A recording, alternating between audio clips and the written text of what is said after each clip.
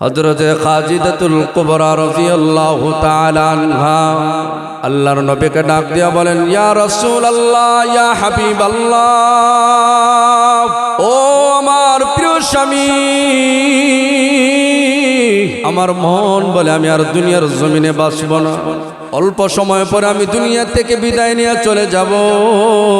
ইয়া রাসূলুল্লাহ, ইয়া হাবিবাল্লাহ, মারা যাওয়ার আগ মুহূর্তে আমি আপনাকে কয়েকটা কথা ওসিয়ত করে যেতে চাই। ইয়া রাসূলুল্লাহ, আপনি কি আমার কথাগুলো রাখবেন? আপনি কি আমার কথাগুলো পালন করবেন? আল্লাহর নবী বলেন, ও আমার প্রিয়তমা খাদিজা, তোমার মনের ভিতরে যা আছে সব কিছু বলো, আমি তোমার কথাগুলোকে পালন করব। এই কথাটা বলার পরে হযরতে খাদিজাতুল কুবরা রাদিয়াল্লাহু তাআলা আল্লাহর নবীকে ডাক দিয়ে বলেন, ইয়া রাসূলুল্লাহ, ইয়া হাবিবাল্লাহ, সারা জীবন আপনার কাছে আমি কোনো কিছু চাই নাই, আমি মারা যাওয়ার আগ মুহূর্তে আপনার কাছে কয়েকটা জিনিস চাইব। এক নম্বর হইল, ইয়া রাসূলুল্লাহ, ইয়া হাবিবাল্লাহ, আমি যখন দুনিয়া থেকে বিদায় নিয়ে চলে যাব, এক নম্বর ওসিয়তটা হইল, ইয়া রাসূলুল্লাহ, ইয়া হাবিবাল্লাহ, আপনি আপনার নিজ হাত দিয়া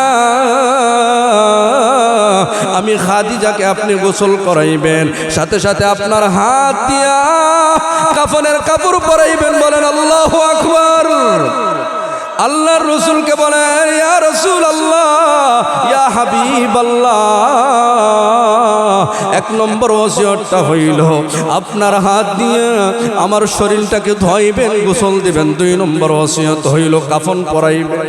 ইয়া রাসূলুল্লাহ, যে কাফনটা পরাইবেন এই কাফনটা স্বাভাবিক কাফন বাজার থেকে কিনে এনে লাগানো যাবে না। ইয়া রাসূলুল্লাহ, কাবা শরীফের গিলাফ যদি হয় সেই গিলাফ দিয়ে আমার শরীরের মধ্যে লাগাইবেন না। ইয়া রাসূলুল্লাহ, আমি খাদিজা আপনার স্ত্রী হইয়া আমার জীবনের শেষ মুহূর্তে আপনার কাছে আমি ভিক্ষা চাই। ইয়া রাসূলুল্লাহ, আপনি আমাকে আপনার জুব্বা সমূহের মধ্যে দেখে একটা জুব্বা আমাকে হাদিয়া দিবেন, আর এই জুব্বাটা দিয়ে আমার শরীরের কাফন বানাইবেন। বলেন সুবহানাল্লাহ। আল্লাহর নবী বলেন, ও খাদিজা, যাও, তোমার কথা রাখলাম, আর কি ওসিয়ত বলো? খাদিজাতুল কুবরা রাদিয়াল্লাহু তাআলা আনহা বলেন, ইয়া রাসূলুল্লাহ, ইয়া হাবিবাল্লাহ, ও আমার প্রিয় স্বামী, তিন নম্বর ওসিয়তটা হইল আমার জানাজার নামাজটা আপনি নিজে পড়াইবেন, অন্য কারো দিয়ে জানাজার নামাজটা পড়াইবেন না। আর আপনি চার নম্বর যে কথাটা আমি আপনাকে বলতে চাই, ইয়া রাসূলুল্লাহ, ইয়া হাবিবাল্লাহ, জানাজার নামাজ যখন শেষ হয়ে যাবে, কবরের ভিতরে যখন রাখা হবে, আমি খাদিজাকে জীবনের শেষ মুহূর্তে এমন একটা অবস্থা হইবে, ইয়া রাসূলুল্লাহ, আজকে রাত্রে এমন একটা অবস্থা হবে, আপনি হবেন এক জায়গায়, আমি হব আর এক জায়গায়, আপনি একলা একলা সারাটা জীবন আমি আপনার সাথে ঘুমাইছি, কিন্তু ইয়া রাসূলুল্লাহ, আজকে আমি একা ঘুমাবো, আপনি একা ঘুমাইবেন, আমি আপনার কাছে থাকতে পারবো না, আপনিও আমার কাছে থাকতে পারবেন না। ইয়া রাসূলুল্লাহ, জীবনের শেষ মুহূর্তে আপনার কাছে আমার একটা ওসিয়ত হইল, জীবনের শেষ বিদায়টা ইয়া রাসূলুল্লাহ আপনার হাত দিয়া আপনার কোলো কইরা আমি খাদিজাকে কবরের ভিতরে নামায়া দিবেন। আল্লাহর নবী বলেন, ও খাদিজা, তোমার এই ওসিয়তটাও আমি রাখলাম, আমি করব, আর কি ওসিয়ত বলো? খাদিজাতুল কুবরা রাদিয়াল্লাহু তাআলা আনহা আল্লাহর নবীকে ডাক দিয়া বলেন, ইয়া রাসূলুল্লাহ, ইয়া হাবিবাল্লাহ, আপনি তো সব সময় বলতেন মওতের মুরাকাবা করার জন্য, কবরকে নিয়ে চিন্তা ফিকির করার জন্য, অন্ধকার কবরের ভিতরে সাপ বিচ্ছু কামড়াবে যদি মানার আমল না নেওয়া হয়। আল্লাহর নবী, আমার ভয় লাগে, আমার ভয় লাগে, আমি কবরের ভিতরে যাওয়ার পরে যদি আমাকে সাপ বিচ্ছু কামড়ায়, ও আমার প্রিয় স্বামী, আপনাকে যে ওসিয়তগুলো করেছি এই ওসিয়তের উসিলা কইরা আল্লাহ তাআলা আমাকে কবর আযাব থেকে বাঁচায়া দিবেন। ইয়া রাসূলুল্লাহ, ইয়া হাবিবাল্লাহ, কবরে রাখার পরে মাটি যখন দেওয়া হয়ে যাবে, সবাই যখন যার যার বাড়িতে চলে যাবে, আবু বকরের বাড়িতে চলে যাবে, আল্লাহু আকবার, ওমরের বাড়িতে চলে যাবে, উসমানের বাড়িতে চলে যাবে, আলীর বাড়িতে চলে যাবে, সবাই সবার বাড়িতে চলে যাবে। ইয়া রাসূলুল্লাহ, ইয়া হাবিবাল্লাহ, আমি খাদিজাকে কারাইকা এই কবরের মধ্যে আপনি কাছইলা চাহেন না। ইয়া রাসূলুল্লাহ, কবর দেওয়ার পরে মানুষ যখন চইলা যায়, মুনকার নাকিররা সে প্রশ্ন করে, এই প্রশ্নের উত্তর আমি দিতে পারবো না। ইয়া রাসূলুল্লাহ, এই প্রশ্নের উত্তর দিতে গিয়ে যদি আমার ভুল ভ্রান্তি হয়, আপনি কবরের উপরে দাঁড়ায় থাকবেন, পাশে বসে থাকবেন, আপনি উপর থেকে আমার যদি ভুল হয়, আমার এই প্রশ্নের জবাব আপনার জবান দিয়া দিবেন। বলেন সুবহানাল্লাহ। এই কথাটা বলার পর আল্লাহর নবী বলেন, ও খাদিজা, ঠিক আছে, আমি তোমার সওয়ালের জবাব আমি আমার জবান দিয়া কবরের উপর থেকে দিব, কোনো সমস্যা নেই। বলেন আল্লাহু আকবার। অল্প সময় পরে খাদিজাতুল কুবরা রাদিয়াল্লাহু তাআলা আনহা দুনিয়া থেকে বিদায় নিয়ে চলে গেলেন। আল্লাহর নবী নিজ হাত দিয়া গোসল করাইলেন, নিজের একটা জুব্বা নিয়ে কাফন পরাইয়া জানাজার নামাজ নিজে পড়াইলেন। জানাজার নামাজ পড়ানি খাটিনা ধইরা কবরের পাশে গিয়া খাদিজাতুল কুবরাকে আল্লাহর নবী শেষ বিদায় জানাইবেন, নিজের পরিবারকে কুলে নিয়ে কবরের ভিতরে ঢুকায় দিয়ে রাখলেন। আল্লাহর নবী যখন কবর থেকে উঠবেন, কেমন জানি আল্লাহর নবীর পাওটা কবর থেকে উঠে না। আল্লাহর নবীর মনের ভিতরে এমন এক দরদ তৈরি হয়ে গেল, এমন এক অবস্থা তৈরি হয়ে গেল। খাদিজাতুল কুবরা রাদিয়াল্লাহু তাআলা আনহা আল্লাহর নবীকে কি পরিমাণ ভালোবাসতেন। আল্লাহর নবী কবর থেকে উঠেন আর নবীর চোখ দিয়ে পানি পড়ে জোর ঝরায় পড়ে। আল্লাহর নবী যখন উঠতে চান, কেমন জানি বডিটা কবরের ভিতরে থাকতে যায়। আল্লাহর নবীর বডি উঠে না, পা উঠে না। আল্লাহর নবী মনটাকে শক্ত কইরা লাফ দিয়ে কবর থেকে উঠা আল্লাহর নবী তাকায় আছেন, হায় হায়, আমার খাদিজা দুনিয়া থেকে বিদায় নিয়ে চলে গেছে। যে খাদিজা আমার দুঃখের সঙ্গী, আমি যখন দাওয়াতের কাছে যাইতাম, আমি সারাদিন মানুষের কাছে দাওয়াত ইলাল্লাহর মেহনত করতাম। আমি মানুষের কাছে গিয়ে যখন দাওয়াত দিতাম, কাফেররা আমাকে আঘাত করতো, পাথর দিয়ে আমার শরীরে আঘাত করতো। আমি যখন ঘরের ভিতরে রাত্রিবেলায় আসতাম, রাত্রে যখন 12টা-1টা হয়ে যাইত, দাওয়াতের মেহনত কইরা আইসা আমি যখন দরজাতে নক করতাম, একটা নক করতে দেরি হইতো, খাদিজা দরজা খুলতে দেরি হইতো না। বলেন সুবহানাল্লাহ। আল্লাহর নবী বলেন, ও খাদিজা, আমি একটা টুঙ্কা দিতে দেরি হইতো আর তুমি কিভাবে দরজা খুলতা? খাদিজা বলেন, ও আমার প্রিয় স্বামী, আপনি সারা দিনের মেহনত করেন, কাফেররা আপনার উপরে নির্যাতন করে, আপনাকে কত কষ্ট দেয়। আমি খাদিজা, আমি যখন রাত্র হয়ে যায়, আমার শরীরের মধ্যে ভালো কাপড় পরিধান কইরা সাজগুজ হইয়া আমি আমার শরীরের বডিটাকে দরজার মধ্যে লাগাইয়া আমি দাঁড়াইয়া ওই জায়গাতে আমি ঘুমাই। এই জন্য আমি আমার বডিটাকে দরজাতে লাগাই। আপনি সারাদিন মেহনত কইরা কষ্ট কইরা আসার পরে একবার ডাকার পরে দ্বিতীয়বার ডাক দিলে তো আপনার কষ্ট হবে। একবার ডাকার পরে যদি দ্বিতীয়বার ডাক দেওয়া না লাগে, এই জন্য আমার শরীরটা দরজার মধ্যে লাগায় দেয়। টুঙ্কা দিতে দেরি হয়, দরজা খুলতে দেরি হয় না, বলেন আল্লাহু আকবার। রুখসার সে বুরকা কা জরা পর্দা উঠা দো,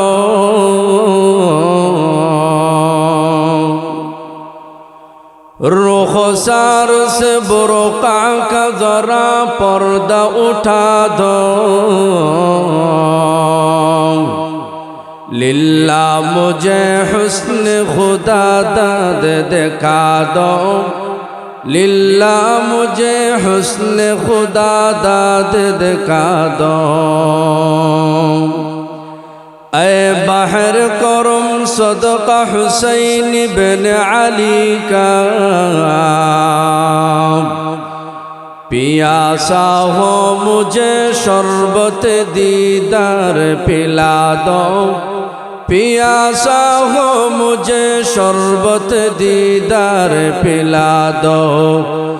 मैं दूर हो मजबूर हो ऐ सईद आलम, मैं दूर हो मजबूर हो ऐ सईद आलम, दीदार दिखाते नहीं आवाज़ सुना दो, दीदार दिखाते नहीं आवाज़ सुना दो।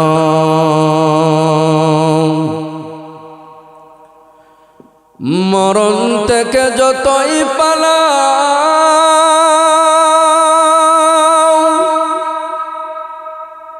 মরণ তোমায় লইবে গিরি,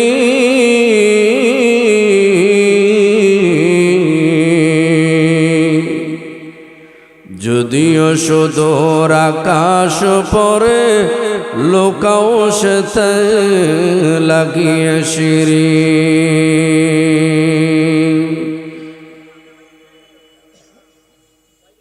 আলহামদুলিল্লাহ সুম্মা আলহামদুলিল্লাহ, সুবহানাকা লা ইলমা লানা ইল্লা মা আল্লামতানা ইন্নাকা আনতাল আলিমুল হাকীম, সুবহানাকা লা ফাহমা লানা ইল্লা মা ফাহামতানা ইন্নাকা আনতাল জাওয়াদুল কারীম। রব্বি জিদনি ইলমা রব্বি ইয়াসসির ওয়া লা তুআসসির ওয়া তাম্মিম বিল খাইর। আলহামদুলিল্লাহ সুম্মা আলহামদুলিল্লাহ। খামতির পাঞ্জাগানা মসজিদ কর্তৃক আয়োজিত আজকের ওয়াজ মাহফিলের উপস্থিত মোহতারাম সম্মানিত সভাপতি সাহেব, মুআজ্জাজ মুকাররম হযরত উলামায়ে কেরাম, মুরব্বিয়ানে আযম, কলিজার টুকরা যুবক ভাইরা, স্নেহের ছোট ভাইরা, পর্দার আড়ালে অবস্থানরত শ্রদ্ধেয় সম্মানিতা মা ও বোনেরা, বিশেষ করে আমার সামনে উপবিষ্ট আমার মুরব্বী বাবারা, যারা এই ঠান্ডা মৌসুমে বসে আছেন, কলিজার টুকরা যুবক ভাইরা বসে আছেন, আমার পাশে ওয়ারিসে নবী ওয়ারাসাতুল আম্বিয়া হযরত মাওলানা আমাদের নবীনগর মসজিদের সম্মানিত ইমাম ও খতিব এবং বদিপুর জামে মসজিদের সম্মানিত ইমাম ও খতিব উভয়জনই আমার পাশে বসে আছেন। আমরা সর্বপ্রথম আল্লাহ তাআলার দরবারে শুকরিয়া জ্ঞাপন করি যে আল্লাহ তাআলা আমাদেরকে ফিতনা ফাসাদের জামানায় সর্ব ধরনের ফিতনা থেকে হেফাজত করে, মায়া করে, ভালোবেসে আল্লাহ আমাদেরকে এই ঠান্ডা মৌসুমে খোলা ময়দান আকাশের নিচে কোরআন ও হাদিসের মজলিসে আসার মতো, বসার মতো, কোরআন ও হাদিস থেকে কথা বলা এবং শোনার মতো সময় সুযোগ তৌফিক আল্লাহ আমাদেরকে দান করেছেন। আমরা মুসলমান হিসেবে ইমানের আওয়াজকে উঁচু করে, জবানটাকে খুলে একে আওয়াজ মিলে উচ্চ কণ্ঠে সবাই একসাথে শুকরিয়া আদায় করি আলহামদুলিল্লাহ। আর একটু জোরে বলি আলহামদুলিল্লাহ। আমরা একটু তাকবীর দিতে পারবো তো ইনশাআল্লাহ? জি, দাঁড়ায় যেতে পারবেন তো ইনশাআল্লাহ? জি, সবাই দাঁড়ায় যাবে, লিল্লাহি তাকবীর। সবাই দাঁড়াই বলে লিল্লাহি তাকবীর। সবাই দাঁড়ান সবাই লিল্লাহি তাকবীর। নারায়ে তাকবীর, নারায়ে তাকবীর। দিন ইসলাম জিন্দাবাদ জিন্দাবাদ। নারায়ে তাকবীর। জি, আপনারা কেউ বসবেন না আমি যতক্ষণ পর্যন্ত না বলবো আল্লাহর জন্য। এখন আপনারা যে যেভাবে দাঁড়ায় আছেন, আল্লাহকে ওয়াস্তে আল্লাহর জন্য। কার জন্য? আল্লাহ রসুল বলেন কেউ যদি আমার দিনের জন্য সে হাঁটে, কি করে? হাদিসের প্রথম শব্দটা হলো আধ হাত অগ্রসর হয় আমার দিনের জন্য, আমার রহমত তার জন্য 1 হাত অগ্রসর হয়। আর সে যদি 1 হাত হয় 2 হাত, আর সে যদি উইটা দাঁড়ায় হাঁটা শুরু করে, আল্লাহর রহমত তার দিকে দৌড়ে আসতে থাকে। বলেন সুবহানাল্লাহ। তো এই সওয়াবের বাগী হওয়ার জন্য আমরা সবাই একটু আগে আগে আসে সুন্দর করে বসি, জমে বসি ইনশাআল্লাহ। জি, তো আসেন আগে সুন্দর করে বসে, মাঝখানে কোনো খালি জায়গা ফাঁকা রাখবেন না। বসেন ইনশাআল্লাহ, বসেন, সবাই বসেন। দেখবো কে বসে আর কে চলে যায়, দেখবো ইনশাআল্লাহ। এখানে বসেন। এই মজলিসের শেষ মুহূর্তে হাদিসের ইবারত অনুযায়ী আল্লাহর নবী বলেন এক হাদিসের দ্বারা, যারা শেষ পর্যন্ত বসবে তাদের জন্য একটা ফায়দা আছে, এটা বলবো আগে ইনশাআল্লাহ। আমরা যারা বসছি আমার কথার উত্তর দিবেন বুঝা। আমার বয়ান শেষ হওয়ার আগে আগে কারা চলে যাবেন? হাত উঠান তো দেখি। কেউ যাবে? উনি যাইব গা, জানি ওই যাইতেছে গা। আচ্ছা মাশাআল্লাহ। আমার এই দাদা ভাই উনি কিন্তু আসলে যেটা বুঝছেন, উনি কিন্তু বুঝে উঠাইছেন যে যাবেন না, এটা বুঝে কিন্তু হাত উঠাইছেন, ঠিক কিনা বলেন? আল্লাহ তাআলা আমার এই দাদার হায়াতের মধ্যে বারাকাত দান করেন, সবাই বলেন আমিন। আমরা যারা আছি হুজুরে কবে দাঁড়িয়ে নেল লাগে 1 লাখ করলেন, উনি উল্টা কইরে আর পরে দোয়া পাইল, আমরা লাগে করলেন না। আল্লাহ আমাদের সবাইকে সিহাত ও আফিয়াতের জিন্দেগি দান করেন, ঈমানের দৌলত নিয়ে কবরের জগতে যেতে পারি, ঈমান এবং আমলের দৌলত নিয়ে কবরের জগতে যেতে পারি। আল্লাহ কবুল করেন, সবাই বলেন আমিন। আরো জোরে বলেন না আমিন। বেশি সমালোচনা হবে না ইনশাআল্লাহ। যতটুকু সময় বসবেন দেখবেন বাসাতে যদি তরকারি ভুনা তরকারি হয়, অল্প তরকারি দিয়ে 2 প্লেট ভাত খাওয়া যায়, ঠিক কিনা বলেন? আর লম্বা সৌরা দিলে, সুরা কন্যা না জুলকন, লম্বা সৌরা দিয়ে দেখবেন 2 বাটি তরকারি দিয়ে 1 প্লেটে ভাত খাওয়া যায় না, ঠিক না? এরকম হয় না? আলহামদুলিল্লাহ বলেন, শুকরিয়া বলেন আলহামদুলিল্লাহ। আলহামদুলিল্লাহ, সুবহানাল্লাহ, আল্লাহু আকবার, এই শব্দগুলো মাঝে মাঝে জুড়ে বলতে পারবেন তো ইনশাআল্লাহ?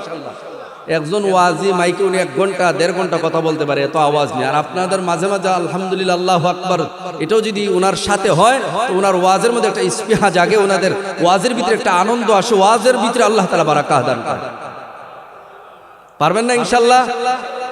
আচ্ছা এখন বলেন তো দিকে, আমার ওয়াজ শেষ হওয়ার আগে আগে কারা উঠে যাবেন গা? কেউ যাবেন না? তো যাইবেন না কারা কারা, এটা বলেন। যাইবেন না কারা কারা? মাশাআল্লাহ, হাত উঠান না। যাইবেন না কারা কারা? হাত উঠাই। জি, আল্লাহ আমাদের সবাইকে কবুল করেন, সবাই বলেন আমিন। আরো জোরে বলেন আমিন। আল্লাহর নবী বলেন এই মজলিসে যারা বসবে শেষ মুহূর্তে, হাদিসের মধ্যে আছে শেষ মুহূর্তে একজন ফেরেশতা ওই গেটের মধ্যে দাঁড়ায় বলবে যে দাঁড়াও, এমন ভাবে দাঁড়াও যে তোমাদের পিছনের সব গুনাহ আল্লাহ মাফ করে দিয়েছে। নাকি ওয়াজের শুরুতেই এটা বলছে?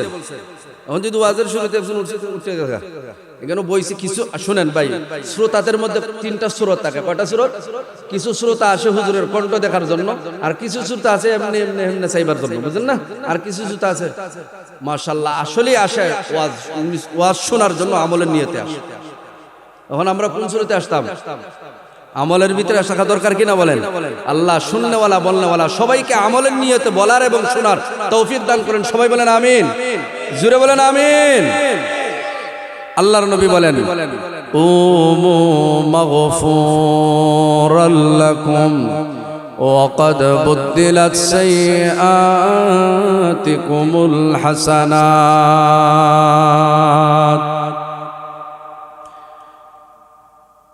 দ্বীনি মজলিসের মধ্যে যারা বসে, আল্লাহর নবী হাদিসের মাধ্যমে জানায় দিয়েছেন এই রকম মজলিসের শেষ মুহূর্তে একজন ঘোষণাকারী ফেরেশতা দাঁড়ায় ঘোষণা করে, ও মজলিসবাসীরা রে, তোমরা মজলিস থেকে এমন ভাবে উঠো আমি আল্লাহ তোমাদের জীবনের সব গুনাহ মাফ করে দিয়েছি। বলেন সুবহানাল্লাহ।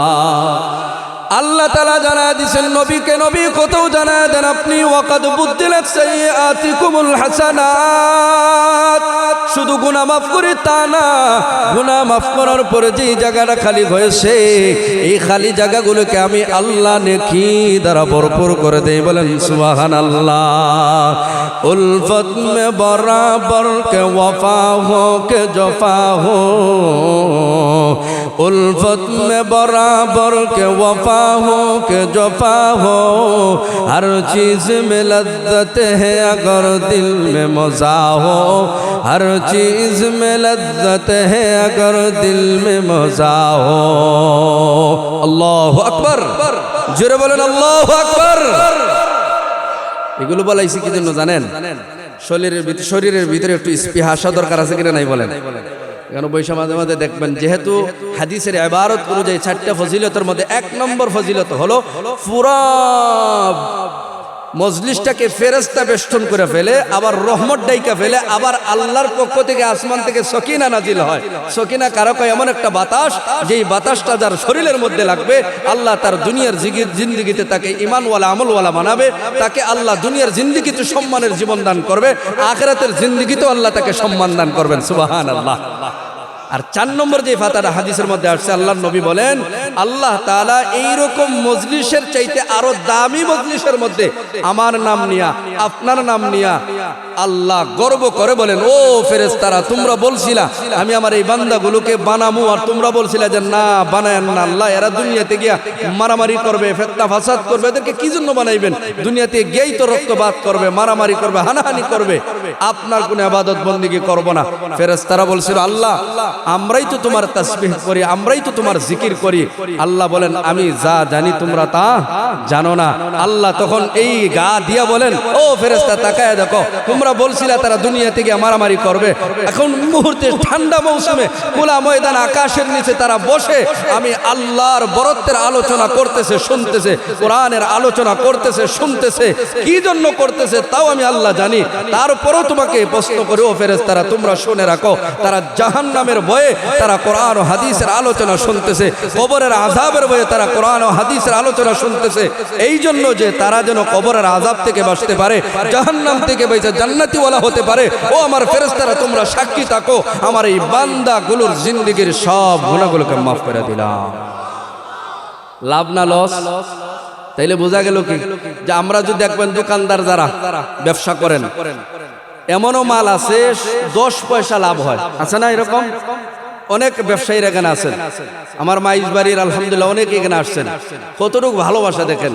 আল্লাহ তাআলা ওনাদেরকে কবুল করো, খাইমতরের প্রত্যেকটা মানুষকে আল্লাহ কবুল করেন। সবাই বলেন আমিন, আরো জোরে বলেন আমিন। আমি আপনাদের সামনে যেই আয়াতগুলো তেলাওয়াত করেছি, আজকের আলোচ্য বিষয় যেটা আমি করতে চাচ্ছি যে আমাদের একদিন মরা লাগবে কি লাগবে না? কথা বলবেন আপনারা, মরা লাগবে কি লাগবে না? আমরা সবাই মরণশীল। কিশীল? মরণশীল। আল্লাহ কোরআনের আয়াতের দ্বারা জানায় দিচ্ছেন, কি জানাইছেন? যে আল্লাহ তাআলা যত প্রাণী বানাইছেন সব প্রাণী একদিন না একদিন তার ঠিক টাইমে মৃত্যুর স্বাদ তার গ্রহণ করা লাগবে। এই কথাটা আল্লাহ কোরআনের 4 জায়গাতে বলছেন। কত জায়গাতে বলছেন? 1 নম্বর হলো 4 নম্বর পারাতে আল্লাহ বলেছেন, 2 নম্বর হলো 17 পারাতে বলেছেন। আল্লাহু আকবার। 4 নম্বরে 21 নম্বর পারাতে আলোচনা নিয়ে আসছেন।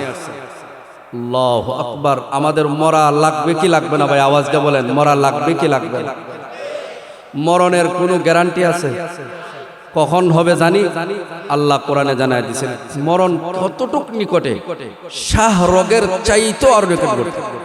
ওয়ানাহনু আকরাবু ইলাইহি মিন হাবলিল ওয়ারিদ, ওয়ানাহনু আকরাবু ইলাইহি মিন হাবলিল ওয়ারিদ ইয ইয়াতালাক্কাল মুতালাক্কিয়ানি আনিল ইয়ামিন।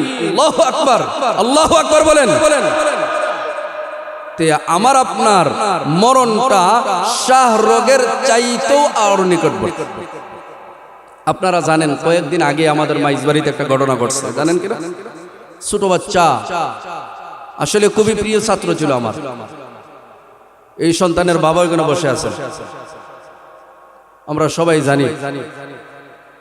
আল্লাহ তাআলা এই সন্তানকে শহীদি মর্তবা দিয়ে আল্লাহ তাআলা উচ্চ আসনে জান্নাতুল ফেরদাউসের ভিতরে আল্লাহ পাখি বানায়া গাছের মধ্যে বৈশা বৈশা জান্নাতি ফল যেন খাইতে পারে আল্লাহ কবুল করেন। সবাই বলেন আমিন। আর আল্লাহ কোরআনে বলছেন, হে মানুষেরা তোমরা শোনো, বাল আহইয়াউন ওয়ালাকিন লা তাশউরুন, তোমরা তাদেরকে মরণ বলো, ওয়ালা তাকুলু লিমান ইউকতালু, যারা আল্লাহর রাস্তায় কি হয় শহীদ হয়ে যায়, যারা শহীদ হয় তাদেরকে তোমরা মরণশীল বইলো না, তাদেরকে মৃত্যু বইলো না, তারা মারা গেছে এটা কথা বলবো না, বরং তারা জীবিত, তারা হলো শহীদি মৃত্যুবরণ করছে। সুবহানাল্লাহ। যারা শহীদি মরণ হয় তারা কি করে জানেন? জান্নাতে আল্লাহ তাদেরকে পাখি বানায় দেন। সুবহানাল্লাহ বলেন। উড়ে উড়ে গাছের মধ্যে গিয়ে বসে, ফল খায়, আবার আরেক গাছে যায়। এরকম একজন না, যত শহীদরা আছে সব শহীদদেরকে আল্লাহ তাআলা সবুজ পাখি বানায় দেন। আর এই পাখিগুলো এক গাছের ডাল থেকে আরেক গাছে যায়, আরেক গাছ থেকে আরেক গাছে যায়। আল্লাহ তাদের অন্তরের ভিতরে এত মজা দান করেন, এত মজা দান করেন, তারা আপসে কথা বলে, তারা অপেক্ষায় থাকে তাদের মা বাবা কখন দুনিয়া থেকে বিদায় নিয়ে আখিরাতের জিন্দেগিতে যাবে। তারা জাপড়ে পেছন দিকে ধরে মা বাবাদেরকে জান্নাতে ঢুকায় দেবে। সুবহানাল্লাহ। তাহলে আমরা এখন থেকে শহীদি মরণের তামান্না আমাদের অন্তরে রাখা দরকার আছে কিনা নাই? আমার আপনার নবীর মরণটাও কিন্তু শহীদি হয়েছে। ইতিহাস তালাশ করলে আবু বকরের মরণটাই কিন্তু শহীদি মরণ হয়েছে, ওমরের মরণটাই কি শহীদি মরণ হয়েছে, ওসমানের মরণটা কিন্তু শহীদি মরণ হয়েছে, আলীর মরণটা কি হয়েছে? শহীদি মরণ হয়েছে। সুবহানাল্লাহ বলেন। আল্লাহর রাসূল সব সময় বলতেন, আল্লাহ তুমি আমাকে শহীদি মৃত্যু দিও। আল্লাহর নবী মারা যাওয়ার কয়েকদিন আগে একজন ইহুদি শত্রুতাবি করে নবীকে বিষ খাওয়াইছিল।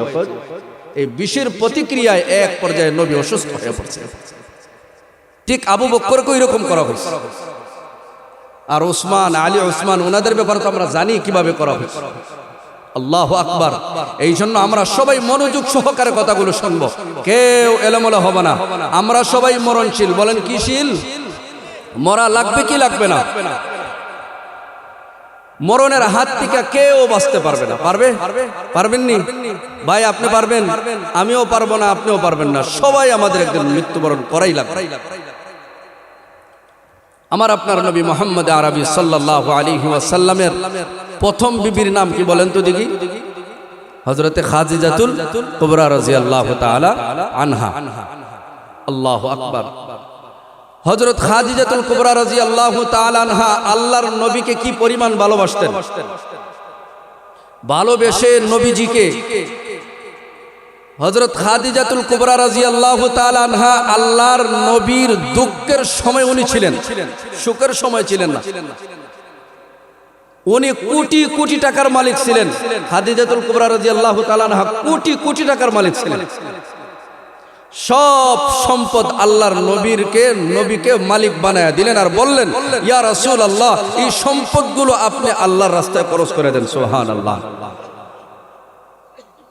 কি পরিমাণ ভালোবাসা ছিল। ওই খাদিজাতুল কুবরাও দুনিয়াতে নেই, চলে গেছে। উনি কি বাঁচতে পারছেন মওত থেকে? আমার আপনার নবী মুহাম্মদ আরবিও তো বাঁচতে পারেন নাই, উনিও তো দুনিয়া থেকে চলে গেছে। আদম নবী থেকে আজ পর্যন্ত, ঈসা নবী পর্যন্ত, ঈসা রূহুল্লাহ পর্যন্ত সমস্ত নবী দুনিয়া থেকে বিদায় নিয়ে চলে গেছেন কি যান নাই? সাহাবায়ে কেরাম গেছেন, তাবিঈনরা গেছেন, তবে তাবিঈনরা গেছেন, আইম্মা মুজতাহিদিনরা গেছেন, সলফে সালিহিনরা চলে গেছেন, গৌস কৌতুব বুজুর্গানে কেরাম, উলামায়ে কেরাম, সর্বসাধারণ মানুষ যারা ছিল প্রত্যেক নবীর উম্মত তারা দুনিয়াতে নাই। ঠিক কিনা বলে? ঈসা নবীকে আল্লাহ আসমানে উঠায় নিলেন, উনি আবার আসবেন উম্মত হইয়া। শেষ নবীর কিয়ামতের আগ মুহূর্তে শেষ নবীর উম্মত হইয়া দুনিয়াতে আগমন করবেন। বলেন সুবহানাল্লাহ। একদিন হযরত খাদিজাতুল কুবরা রাদিয়াল্লাহু তাআলা আনহা মারা যাওয়ার আগ মুহূর্তে আল্লাহর নবীকে বলতেছেন, ইয়া রাসূলুল্লাহ, ও আমার প্রিয় স্বামী, আমার দর্দে সিনা, আমার সিনার ভিতরে, অন্তরের ভিতরে, আমার বুকের ভিতরে খুবই ব্যথা হচ্ছে, খুবই কষ্ট লাগতেছে। এই কথাগুলো বলতেছেন কেমন জানি জবান দিয়ে যে কথা বলবেন, এই শক্তিটা ওনার মুখের মধ্যে নাই। আল্লাহর নবীকে বললেন, ইয়া রাসূলুল্লাহ, আমার মন বলে আমি আর মনে হয় দুনিয়ার জীবনে আর বেশি দিন বাঁচবো না, চলে যাব। আল্লাহর রাসূলকে বলতেছেন, ও আমার প্রিয় স্বামী, আমার মন বলে আমি আর দুনিয়াতে বাঁচবো না। এই সারা জীবন আপনার জন্য আমি কত কিছু করেছি, আপনার কাছে কোনো কিছু চাই নাই, আপনার কাছে আমি কোনো কিছু চাই নাই সারা জীবন, কিন্তু আমি এই মরার আগ মুহূর্তে আপনার কাছে কিছু জিনিস চাই, কিছু জিনিস ওসিয়ত করে যেতে চাই, আপনি আমার কথা রাখবেন কিনা? আল্লাহর রাসূল বলেন, সারা জীবন আমার উপকারে তুমি আসলা, সারাটা জীবন পুরা সম্পদ, তোমার জীবনের যা সম্পদ ছিল সব সম্পদ আমার জন্য দিয়া দিলা, তোমার জীবনের সব আরামের জিন্দেগিটা আমার জন্য দিয়া দিলা। এখন তুমি দুনিয়া থেকে চলে যাইবা আর আমার কাছে ওসিয়ত করবা, আমার কাছে কিছু চাইবা, আমি তোমার কথা রাখতে পারবো না, এমন হতে পারে না। বলেন আল্লাহু আকবার।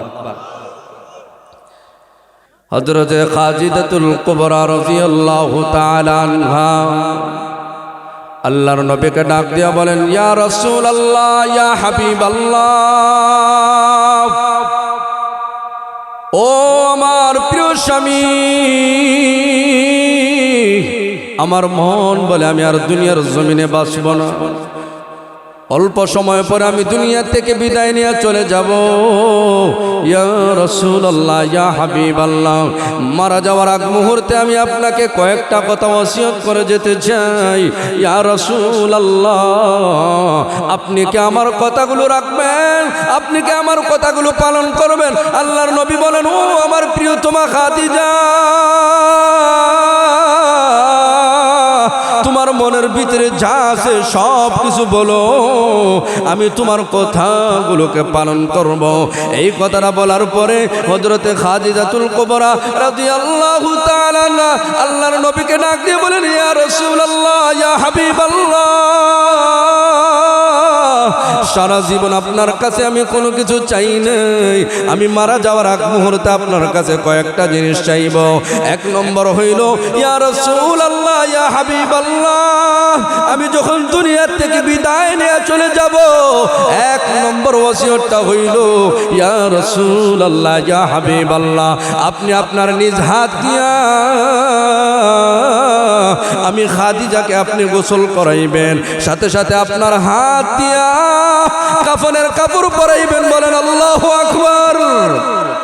আল্লাহর রাসূলকে বলেন, ইয়া রাসূলুল্লাহ, ইয়া হাবিবাল্লাহ,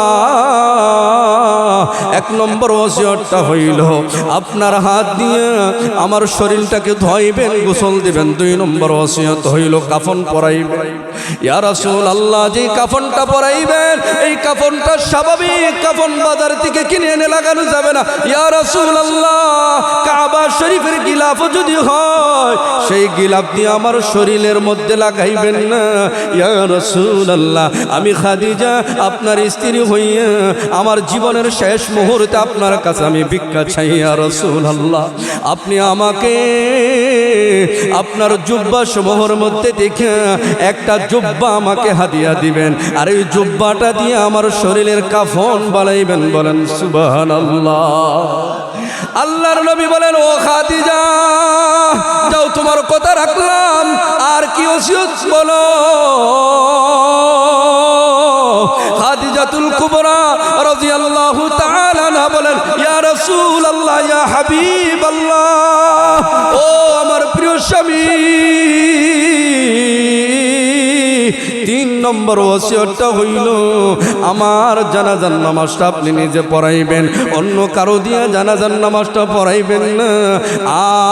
আর আপনি চার নম্বর যে কথাটা আমি আপনাকে বলতে চাই, ইয়া রাসূলুল্লাহ, ইয়া হাবিবাল্লাহ, জানাজার নামাজ যখন শেষ হয়ে যাবে, কবরের ভিতরে যখন রাখা হবে, আমি খাদিজাকে জীবনের শেষ মুহূর্তে এমন একটা অবস্থা হইবে, ইয়া রাসূলুল্লাহ, আজকে রাত্রে এমন একটা অবস্থা হবে, আপনি হবেন এক জায়গায়, আমি হব আর এক জায়গায়, আপনি একলা একলা সারাটা জীবন আমি আপনার সাথে ঘুমাইছি, কিন্তু ইয়া রাসূলুল্লাহ, আজকে আমি একা ঘুমাবো, আপনি একা ঘুমাইবেন, আমি আপনার কাছে থাকতে পারবো না, আপনিও আমার কাছে থাকতে পারবেন না।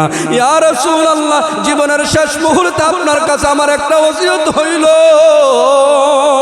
জীবনের শেষ বিদায়টা ইয়া রাসূলুল্লাহ, আপনার হাত দিয়া আপনার কোলো কইরা আমি খাদিজাকে কবরের ভিতরে নামায়া দিবেন। আল্লাহর নবী বলেন, ও খাদিজা,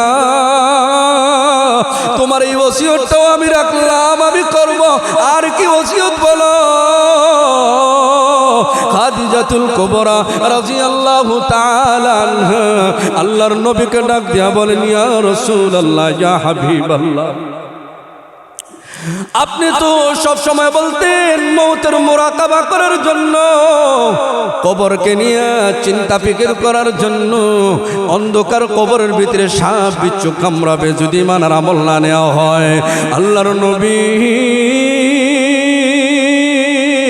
আমার ভয় লাগে, আমার ভয় লাগে, আমি কবরের ভিতরে যাওয়ার পরে যদি আমাকে সাপ বিচ্ছু কামড়ায়, ও আমার প্রিয় স্বামী, আপনাকে যে ওসিয়তগুলো করেছি এই ওসিয়তের উসিলা কইরা আল্লাহ তাআলা আমাকে কবরের আযাব থেকে বাঁচায়া দিবেন।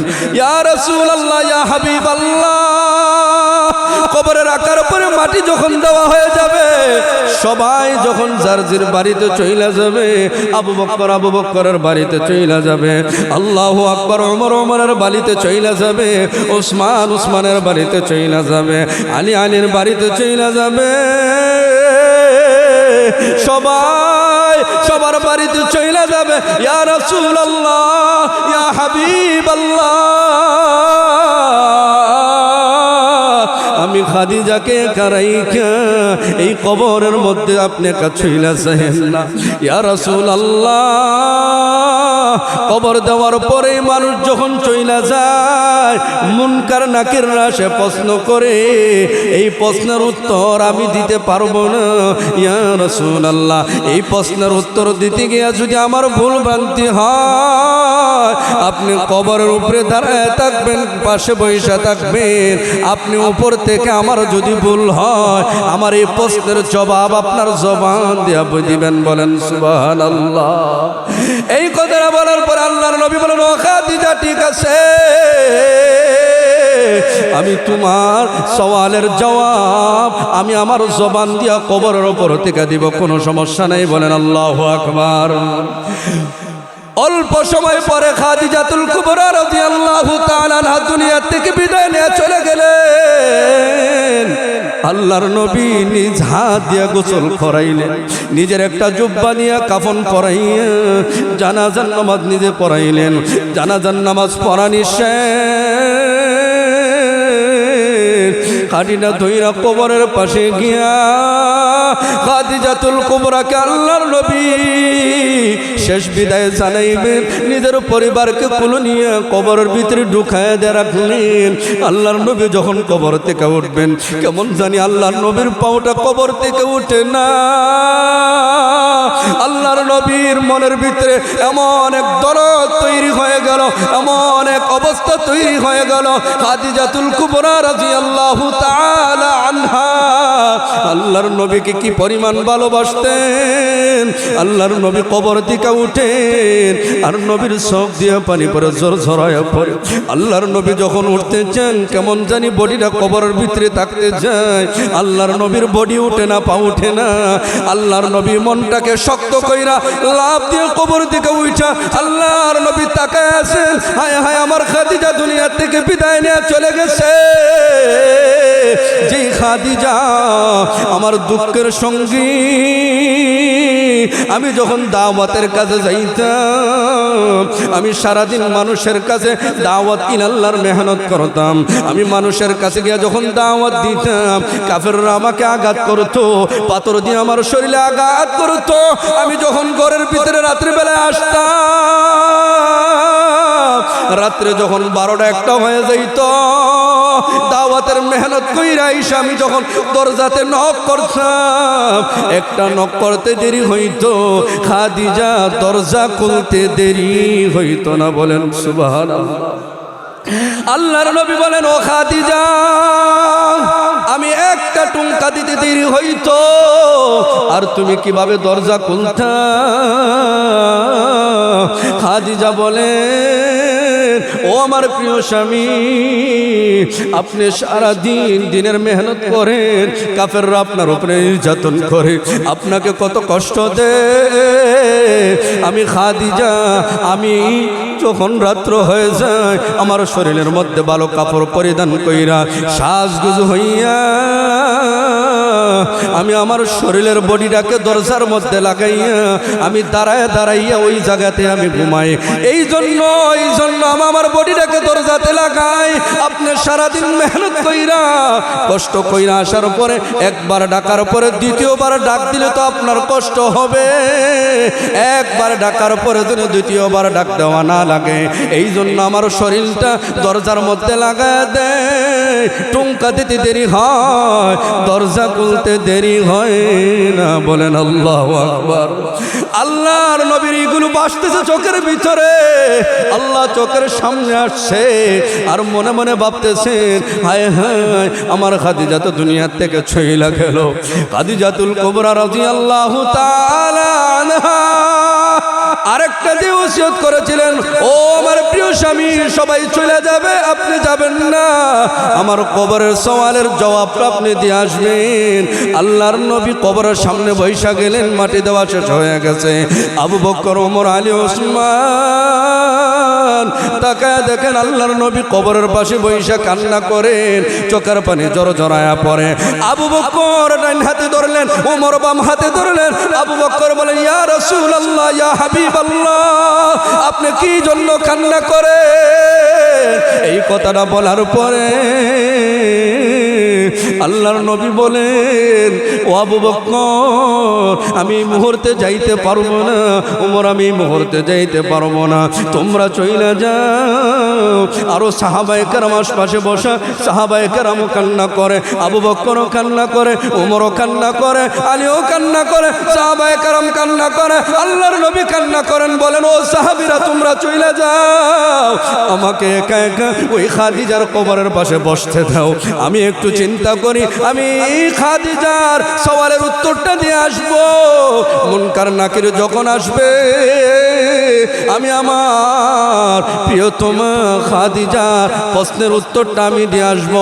এই কথাগুলো বলতেছিলেন, আল্লাহ ওই মুহূর্তে জিবরাইলকে পাঠিয়ে দিলেন। জিবরাইল আমিন এসে হাজির হয়ে গেলেন। ইয়া রাসূলুল্লাহ, ইয়া হাবিবাল্লাহ, আপনি কেন এই কবরের পাশে বসে এখনো পর্যন্ত কান্না করেন? আল্লাহর নবী বলেন, ও জিবরাইল,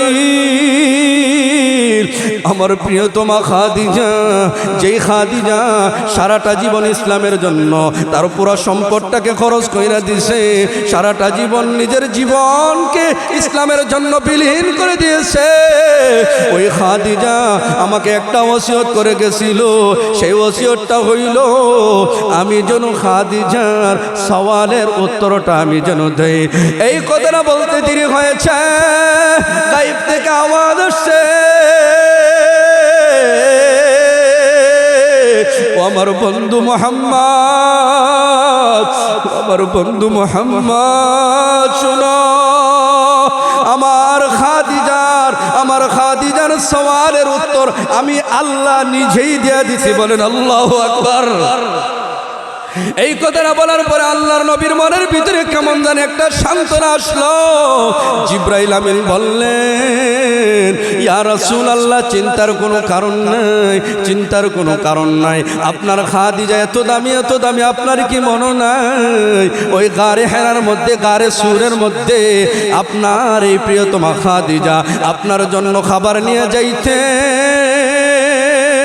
আমি আপনার কাছে এসে কথা বলছিলাম, আল্লাহ নিজে খাদিজার উপরে খুশি হইয়া আল্লাহ খাদিজার কাছে সালাম পাঠাইছেন, বলেন আল্লাহু আকবার, আল্লাহু আকবার।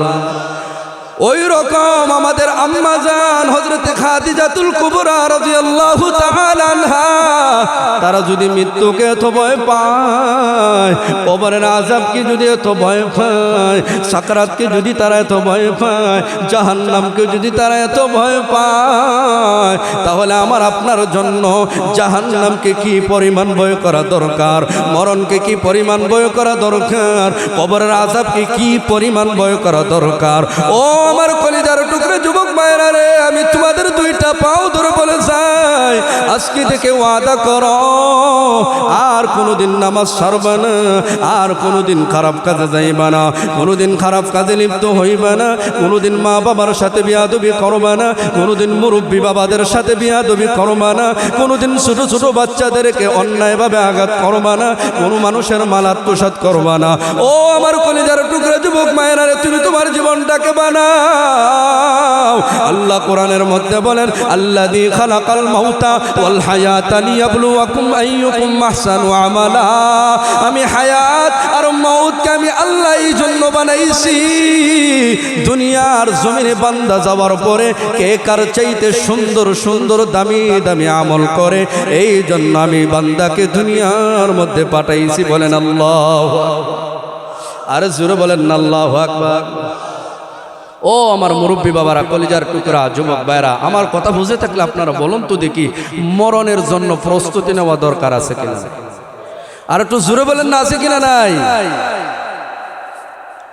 আল্লাহ কোরআনের মধ্যে বলেন, আইনামা তাকুনু ইউদরিকুমুল মাউত ওয়ালাউ কুনতুম ফি বুরুজিম মুশাইয়াদা। তোমরা যেটাই থাকো না কেন, পাহাড়ের চূড়ায় যদি উঠে যাও, তা ওই জায়গাতে আজাইলটা তোমার জানটাকে কবজ করবে। আল্লাহ বলেন, হে নবী আপনি জানায় দেন, কুল ইন্নাল মাউতাল্লাযী তাফিররুনা মিনহু ফাইন্নাহু মুলাকিকুম। তোমরা যদি মরণ থেকে পালাইয়া কোথাও চলে যাও, ওই জায়গাতে গিয়েও মৃত্যু তোমাদের সাথে মোলাকাত করবে, সাক্ষাৎ করবে, ঠিক কিনা বলেন? আল্লাহ বলেন, ইজা জাআ আজালুহুম লা ইস্তাখিরুনা সাআতাও ওয়া লা ইস্তাকদিমুন। মরণের যখন সময় হয়ে যাবে, 1 মিনিট আগেও আমার জানকে কবজ করা হবে না, 1 মিনিট পরেও আমার জানকে কবজ করা হবে না, ঠিক ঠিক টাইমে আমার আপনার জানকে কবজ করা হবে, ঠিক কিনা বলে? তাহলে আমার কথা বুঝে থাকলে বলুন আপনারা, যে মরণের জন্য প্রস্তুতি নেওয়া দরকার আছে কিনা নাই? কিরকম প্রস্তুতি নেবেন? আল্লাহর রাসূল বলেন হাদিসের মাধ্যমে, কোন ব্যক্তি যদি প্রত্যেক দিন 20 বার মরণকে স্মরণ করে, কয়বার? হাদিসের স্পষ্ট ভাষা, 20 বার যদি কেউ প্রত্যেক দিন স্মরণ করে, করতে করতে করতে করতে এমন এক পর্যায়ে চলে গেছে, যেদিন মারা যাবে ওই দিনও সে 20 বার মরণের কথা স্মরণ করছে, মরবে, সে শহীদী মৃত্যুবরণ কইরা সে সুজা জান্নাতুল ফেরদাউসের মালিক হয়ে যাবে। সুবহানাল্লাহ। তাহলে মরণের কথা স্মরণ করা দরকার আছে কিনা নাই? একটু ফলো করবেন। যেদিন একটা মানুষ মারা যায়, জানাজার নামাজে গেলেন, কবরস্থানে গেলেন, দেখবেন 1, 2, 3 ঘন্টা এই সারা দিন অন্য কোন গুনাহের কাজের দিকে আমাদের এরকম চিন্তাই আসে না গুনাহ করার কথা, ঠিক কিনা বলেন? এই জন্য মরণের কথা বেশি স্মরণ করা দরকার। আকসিরু যিকরা হাদিমিল লাজ্জাতিল মাউত। আল্লাহর নবী হাদিসের মাধ্যমে জানায় দিয়েছেন, তোমরা বেশি বেশি মরণকে স্মরণ করো, কারণ মৃত্যুর স্মরণটা তোমাদেরকে কি করবে? দুনিয়ার স্বাদ, দুনিয়ার যে মজা, এই সবগুলো, এই মৃত্যুর স্মরণ তোমার এগুলো সবগুলোকে ধ্বংস করে দিবে। আর দুনিয়ার স্বাদ যদি, দুনিয়ার আনন্দ যদি অন্তর থেকে মইরা যায়, তাহলে ওই অন্তরের ভিতরে আল্লাহর ভালোবাসা, নবীর ভালোবাসা, কোরআন ও হাদিসের ভালোবাসা আল্লাহ অন্তরে ঢুকাই দিবেন। বলেন সুবহানাল্লাহ। আরো জোরে বলেন না সুবহানাল্লাহ। ও আমার মুরব্বী বাবারা, কষ্ট হইতেছে আপনাদের? কষ্ট হইতেছে নি যুবক ভাইদের? কথা কি আরো বলবো না রাইকা দেবো? জোরে বলেন, বলবো না রাইকা দেবো? শুনতে চাননি আপনারা? এই যে উড়াউড়ি করতেছেন, উড়াউড়ি করলে তো কথার বরকত নষ্ট হয়ে যায়। উড়াউড়ি করবেন না, উড়াউড়ি করবেন না, জিকির করেন লা ইলাহা ইল্লাল্লাহ। আরো জোরে লা ইলাহা। জোরে বলেন না, জোরে দেখি, জোরে বলেন ভাইজান, একটু বাড়াই দেন, আওয়াজ বাড়ান। আমরা কষ্ট করেন রে ভাই, মাইক দিয়া একটু কমায় দেন। আরো জোরে লা ইলাহা। মাশাআল্লাহ, যখন এই আওয়াজটা আগে দিত তার ভালো হইতো না ভাই আমার?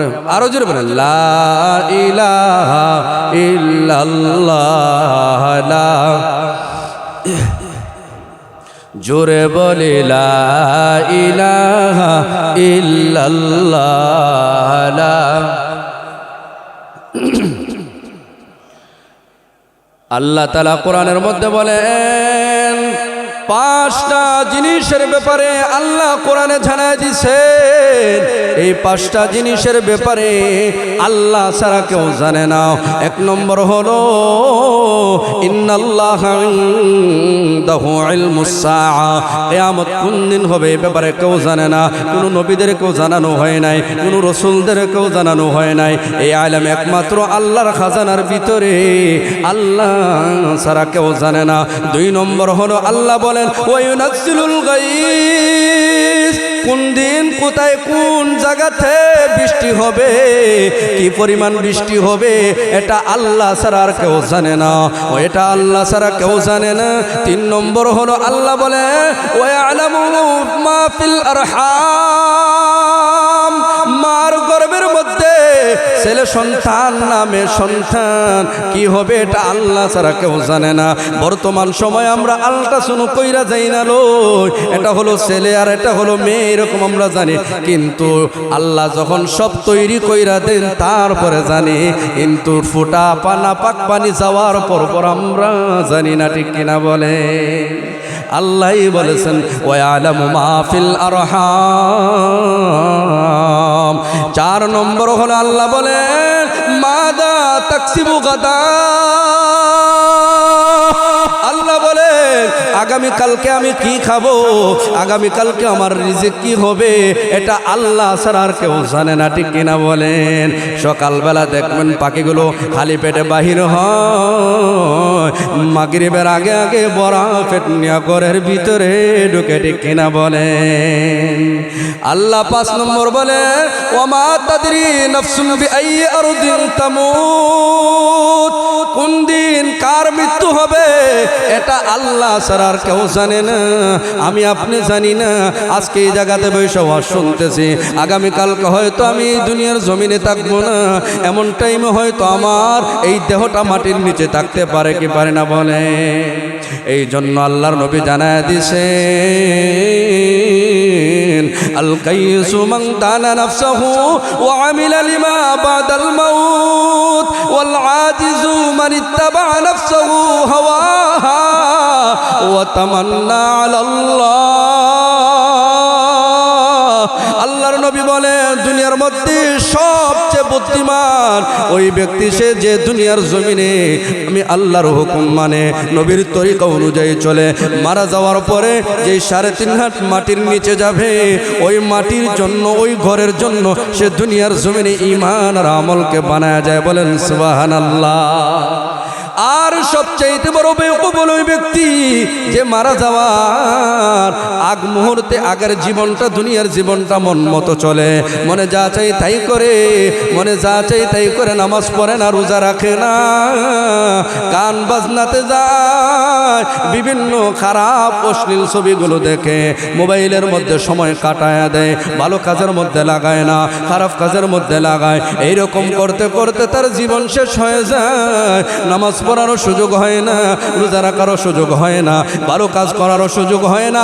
আজরাইল হঠাৎ করে এসে বলে চলো চলো তোমার সময় শেষ। ওই সময় বলে আমাকে অল্প সময় দাও, আমি যেন 2 রাকাত নামাজ পড়তে পারি। আজরাইল বলবে না না, তোমার মরণের সময় হয়ে গেছে, 1 সেকেন্ড সময় তোমাকে দেওয়া হবে না, 1 সেকেন্ড আগেও তোমার জানকে কবজ করা হবে না, 1 সেকেন্ড পরেও তোমার জান কবজ করা হবে না।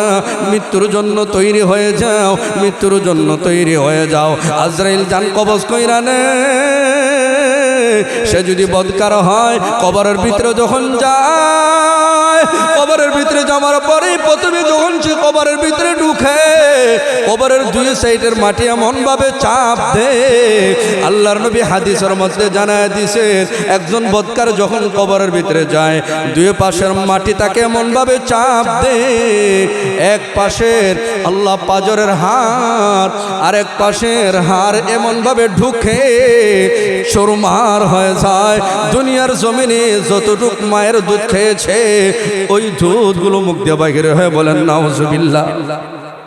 সে যদি বদকার হয় আল্লাহর নবী জানায় দিয়েছেন ওই কবরের ভিতরে তার জন্য সাপ আর বিচ্ছু পাঠায় দেওয়া হয়, 70 হাত লম্বা সাপ তার কবরের ভিতরে ঢুকানো হয়। আল্লাহু আকবার। আল্লাহর কাছে পানা চাওয়া, আল্লাহ যেন আমাদের কবরের ভিতরে সাপ আর বিচ্ছু না পাঠায় দেয়, আল্লাহ যেন আমাদের প্রত্যেকের কবরটাকে জান্নাতের বাগান বানায় দেন। সবাই বলেন আমিন।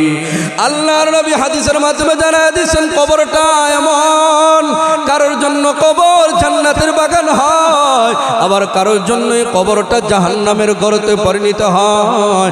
আল্লাহর নবী বলেন আল কবরু রাউযাতুম মির রিয়াজিল জান্নাহ আও হুফরাতুম মিন হুফারিন নার।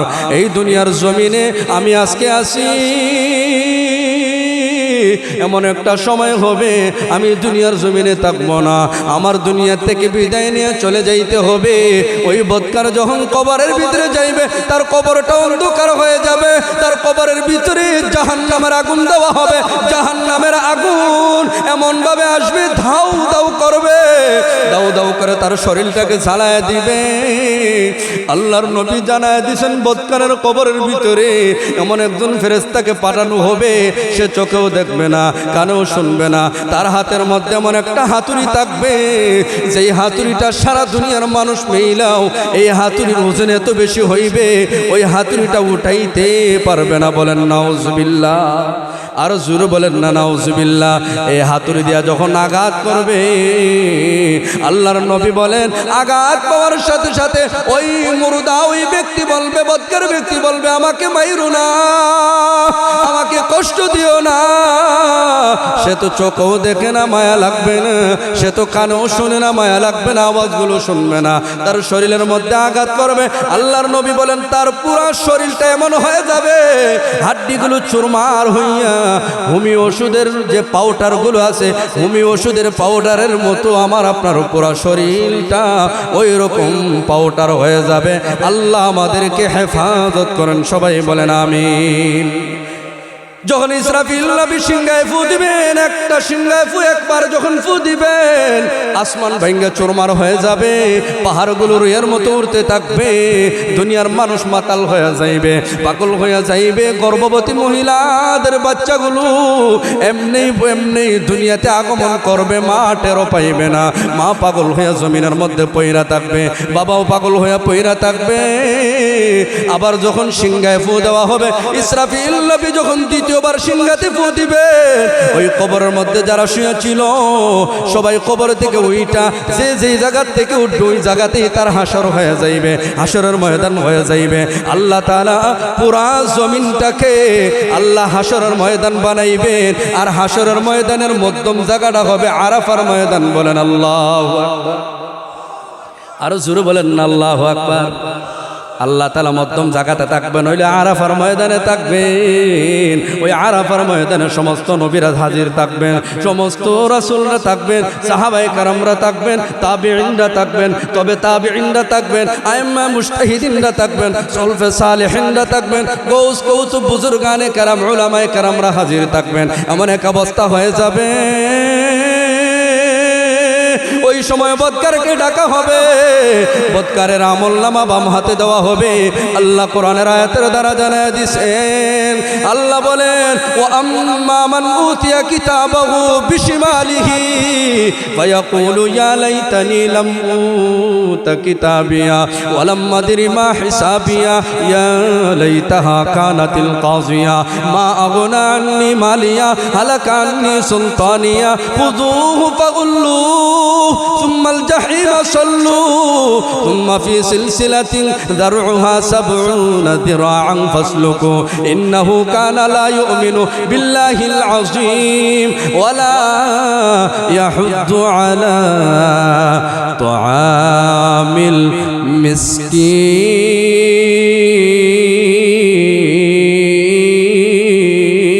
المسكين। আল্লাহ তাআলা বদকারদের বাম হাতে আমলনামা দিবেন, আর বাম হাতে আমলনামা দেওয়া মানে কি? তার ঠিকানা হলো জাহান্নাম। আর কিছু মানুষ হবে নেককার, তারা আমলনামা দেওয়া হবে ডান হাতে। ওয়া আম্মা মান উতিয়া কিতাবাহু বিয়ামিনিহি, তারা আমলনামা ডান হাতে দিবেন, আর সে সবাইকে দেখাইবে, দৌড়াইবে, বলবে আল্লাহ আমার আমলনামা ডান হাতে দিয়ে দিয়েছেন। বলেন আল্লাহু আকবার। আরো জোরে বলেন না আল্লাহু আকবার। আমার আপনার আমলনামা ডান হাতে পেতে চাই না বাম হাতে।